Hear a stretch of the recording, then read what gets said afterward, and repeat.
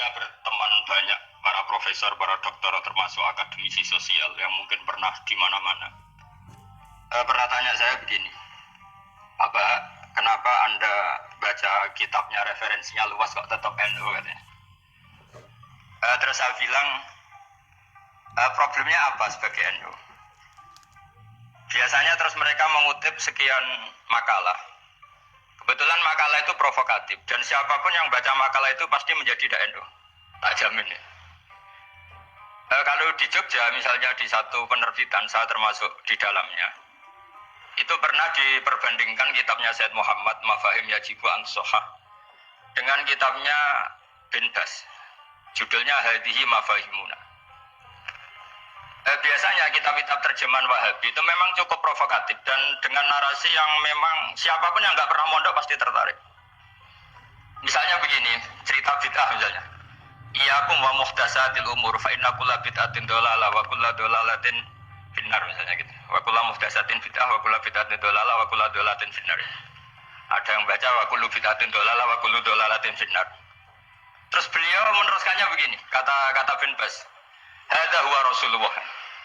Hakama bi annal bid'ah kullaha dhalalah. Terus diteruskan. Wajar as-Syafi'i faqasama ila hasanatin wa dhalalatin wa sayyi'atin.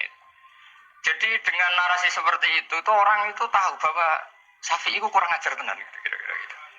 Jadi ini Rasulullah yang mengatakan semua bid'ah ini dolalah, tapi Syafi'i lancang dengan membagi ada dolalah, ada sayyi'ah, ada hasanah, ada sayyi'ah.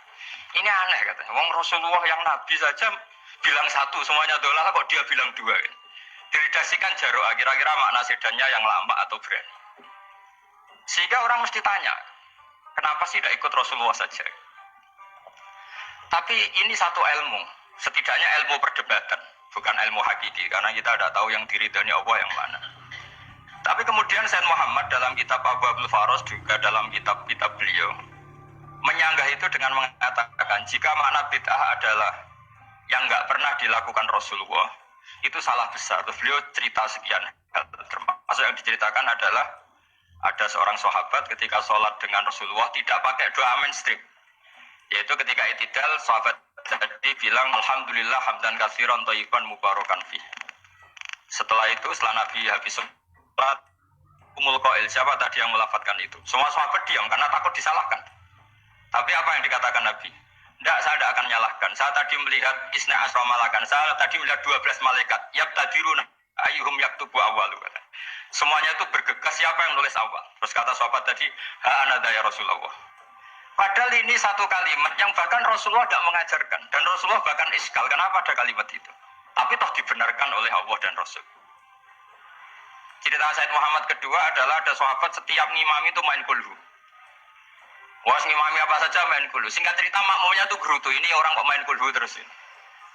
Setelah dilaporkan ke Rasulullah, ditanya sama Rasulullah, kenapa kamu main kulhu ini? Dilaporkan ke saya.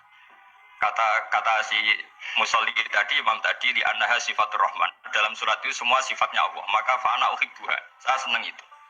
Apa kata Rasulullah? Saya disuruh bilang Allah ke kamu bahwa Allah mencintai kamu karena kamu mencintai kulhu.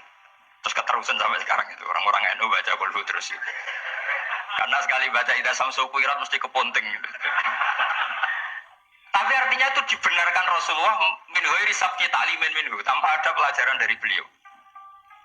Runtuhlah teori bid'ah bahwa bid'ah adalah semua yang nggak pernah dilakukan Nabi, diajarkan Nabi. Nyatanya beberapa kali Nabi membenarkan sesuatu yang belum pernah diajarkan oleh beliau. Argumentasi ilmiah bahwa ahli sunnah wal jamaah itu luar biasa. Saya di Jogja berteman banyak para profesor, para dokter, termasuk akademisi